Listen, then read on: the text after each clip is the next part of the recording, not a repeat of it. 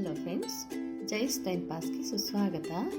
ಇವತ್ತು ನಾನು ಎಲ್ಲ ಬೇಳೆಗಳನ್ನೂ ಹಾಕಿ ಮಿಶ್ರ ಬೇಳೆಗಳ ನುಚ್ಚಿನುಂಡೆ ಮಾಡ್ತಾಯಿದ್ದೀನಿ. ಮೆಂತ್ಯ ಸೊಪ್ಪಿಂದು ನನ್ನ ಸ್ಟೈಲಲ್ಲಿ ಮಾಡ್ತಾಯಿದ್ದೀನಿ. ಡೀಟೇಲಾಗಿ ಇಲ್ಲೂ ನಾನು ಸಬ್ ಟೈಟಲ್ಸಲ್ಲಿ ಕೊಡ್ತಾಯಿದ್ದೀನಿ. ಡಿಸ್ಕ್ರಿಪ್ಷನ್ ಬಾಕ್ಸಲ್ಲೂ ಮೆಥಡು ಇರುತ್ತೆ, ಇಂಗ್ರೀಡಿಯೆಂಟ್ಸು ಇರುತ್ತೆ. ಈ ಹಿಂದೆನೇ ನಾನು ಒಂದು ಸತಿ ಅಪ್ಲೋಡ್ ಮಾಡಿದ್ದೀನಿ. ಅದು ಪ್ಲೇನ್ ನುಚ್ಚಿನುಂಡೆ ಮಾಡಿದ್ದೆ ಸಂಡಿಗೆ ಹುಳಿ ಜೊತೆ.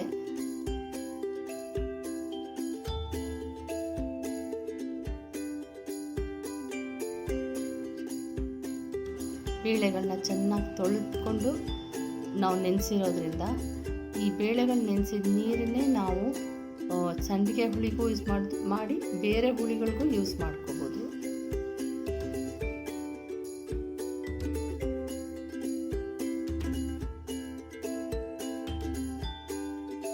ಇದು ಸಂಡಿಗೆ ಹುಳಿಗೆ ಬರೀ ತೊಗರಿಬೇಳೆ ಮಾತ್ರ ಹಾಕ್ಕೊಂಡಿದ್ದೀನಿ.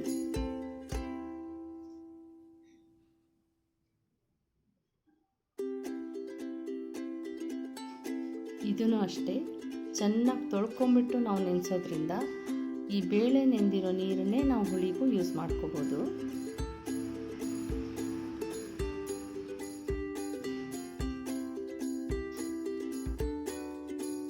ಮತ್ತು ಇದ್ರ ಜೊತೆ ಒಣಮೆಣಸಿನ್ಕಾಯಿ ಹಾಕ್ತಾಯಿದ್ದೀನಿ. ಅದು ಆಥೆಂಟಿಕ್ ರೆಸಿಪಿ. ಟೇಸ್ಟ್ ತುಂಬ ಇಷ್ಟಪಟ್ಟು ಖಾರ ಬೇಕು ಅನ್ನೋರು ಹಸಿಮೆಣಸಿನ್ಕಾಯಿ ಕೂಡ ಹಾಕ್ಕೊಳ್ಬೋದು.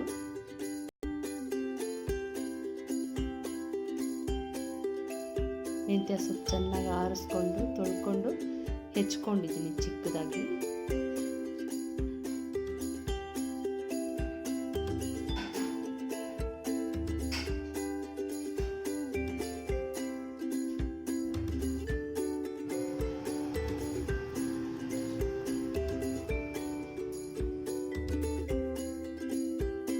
ಚೆನ್ನಾಗಿ ಬಾಡಿಸ್ಕೋಬೇಕು. ಬಾಡಿಸ್ಕೊಳ್ಳುವಾಗ ಒಂದು ಸ್ವಲ್ಪ ಉಪ್ಪು ಹಾಕ್ಕೊಂಡಿದ್ದೀನಿ. ಇದಕ್ಕೆ ಬರೀ ಸಾಸಿವೆ ಹಿಂಗೆ ಮಾತ್ರ ಇದೆ ಒಗ್ಗರಣೆಗೆ. ಹಸಿಮೆಣಸಿನ್ಕಾಯಿ ನಾನು ಸ್ವಲ್ಪ ಜಾಸ್ತಿನೇ ಹಾಕಿದ್ದೀನಿ. ಖಾರ ಕಮ್ಮಿ ಬೇಕಾದವ್ರು ಕಮ್ಮಿ ಹಾಕ್ಕೋಬೋದು.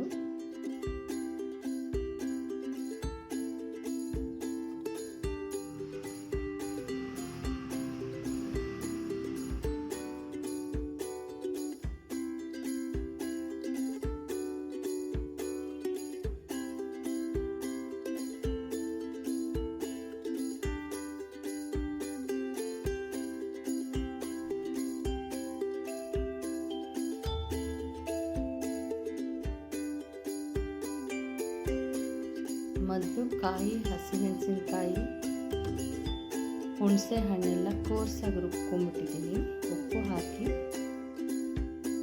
ಯಾಕಂದರೆ ಹುಣಸೆ ಹಣ್ಣೆಲ್ಲ ರುಬ್ಬಬೇಕಾದ್ರೆ ಬೇಳೆಗಳ ಜೊತೆ ಬೇಳೆ ಮೆತ್ತಗಾಗ್ಬಿಡತ್ತೆ, ತುಂಬ ನೈಸಾಗಿ ಆಗ್ಬಿಡತ್ತೆ. ಅದಕ್ಕೋಸ್ಕರ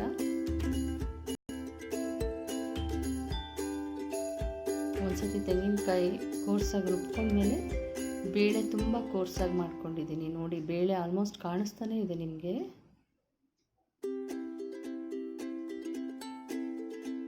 ಸ್ವಲ್ಪನೂ ನೀರು ಹಾಕಿಲ್ಲ. ಬೇಳೆಗಳಲ್ಲೂ ಡ್ರೈನ್ ಮಾಡುವಾಗ ಫುಲ್ ಡ್ರೈನ್ ಮಾಡಿದ್ದೆ. ತುಂಬ ಗಟ್ಟಿಯಾಗಿರೋದ್ರಿಂದ ಉಂಡೆ ಕಟ್ಟಕ್ಕಾಗಲಿ ಅದು ಬೇಯಿಸುವಾಗಲಿ ಹುಳಿಗೆ ಹಾಕಿದಾಗಲೂ ಅದು ಒಡೆಯೋದಿಲ್ಲ.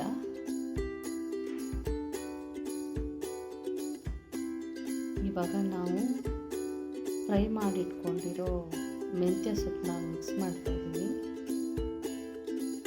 ಚೆನ್ನಾಗಿ ಬಾಡಿಸ್ಕೊಂಡ್ಬಿಟ್ಟಿದ್ದೀನಿ.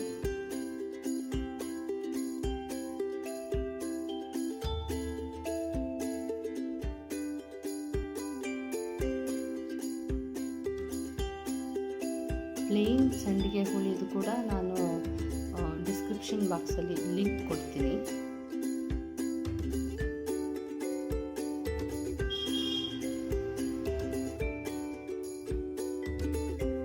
ಇದನ್ನು ಬರೀ ಇಷ್ಟೇ ಸಂಡಿಗೆಗಳನ್ನ ಈವ್ನಿಂಗ್ ಸ್ನ್ಯಾಕ್ ಥರನೂ ಕೊಡ್ಬೋದು. ಮಕ್ಕಳಿಗೆ ಒಳ್ಳೆಯದು. ತುಂಬ ಪ್ರೋಟೀನ್ ಇರುತ್ತೆ ಎಲ್ಲ ಬೇಳೆಗಳು ಇರೋದ್ರಿಂದ.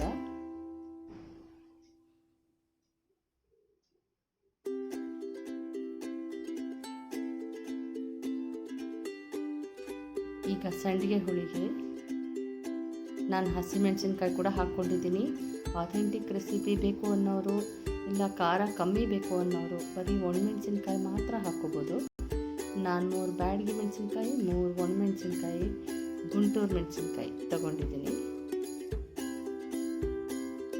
ಅದ್ರ ಜೊತೆ ಅಷ್ಟು ಹಸಿಮೆಣಸಿನ್ಕಾಯಿ ಕೂಡ ಹಾಕ್ಕೊಂಡಿದ್ದೀನಿ.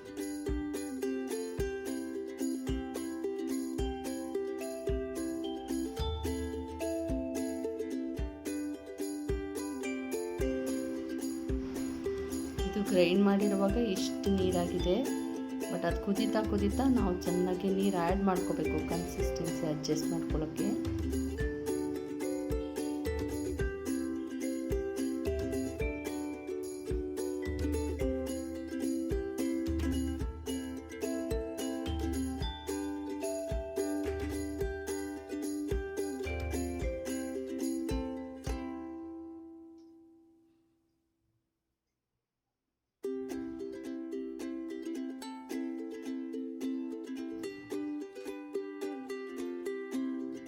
ನಾನು ಆ ಬೇಳೆ ನೆನೆಸ್ಕೊಂಡಿದ್ದ ನೀರನ್ನೇ ಯೂಸ್ ಮಾಡ್ತಾ ಇದ್ದೀನಿ.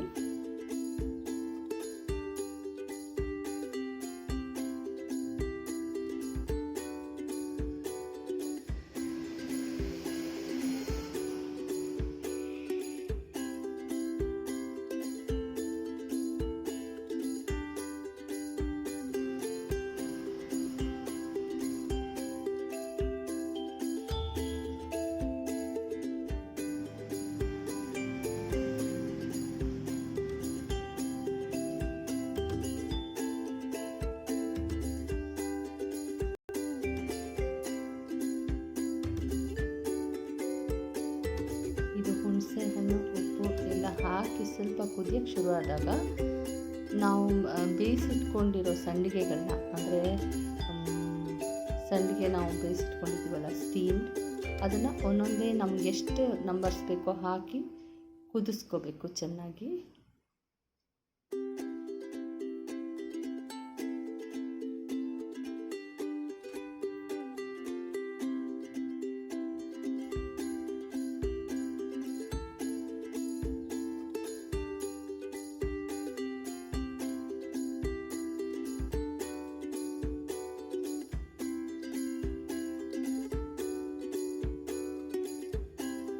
ನೋಡಿ, ಈ ಸ್ಟೇಜಲ್ಲಿ ನಮಗೆಷ್ಟು ಸಂಡಿಗೆಗಳನ್ನ ಬೇಕೋ ಹಾಕಿ ಕುದಿಸ್ಕೊಂಡ್ರೆ ಅದು ತಿನ್ನೋಕ್ಕೆ ಚೆನ್ನಾಗಿರುತ್ತೆ. ಆದರೆ ನಾನು ಇದರಲ್ಲಿ ಹಾಕಿಲ್ಲ, ಮಕ್ಳಿಗೆ ಹಾಗೆ ಇಷ್ಟ ಆದ್ದರಿಂದ ಸಪ್ರೇಟಾಗೇ ಕೊಡ್ತೀನಿ ಅವ್ರಿಗೆ. ಇದು ಗಟ್ಟಿಯಾಗಿರುವಾಗ ಚಪಾತಿ ಜೊತೆ, ದೋಸೆ ಜೊತೆ, ಇಡ್ಲಿ ಜೊತೆ ಕೂಡ ಚೆನ್ನಾಗಿರುತ್ತೆ. ಟ್ರೈ ಮಾಡಿ ನೋಡಿ, ಲೈಕ್ ಮಾಡಿ, ಶೇರ್ ಮಾಡಿ, ಸಬ್ಸ್ಕ್ರೈಬ್ ಮಾಡಿ, ಬೆಲ್ ಬಟನ್ ಪ್ರೆಸ್ ಮಾಡೋದನ್ನ ಮರಿಬೇಡಿ. ನೆಕ್ಸ್ಟ್ ನಾನು ಏನು ಅಪ್ಲೋಡ್ ಮಾಡ್ತೀನಿ ನಿಮಗೆ ಫಸ್ಟ್ ಬರುತ್ತೆ notification. Thank you friends, bye.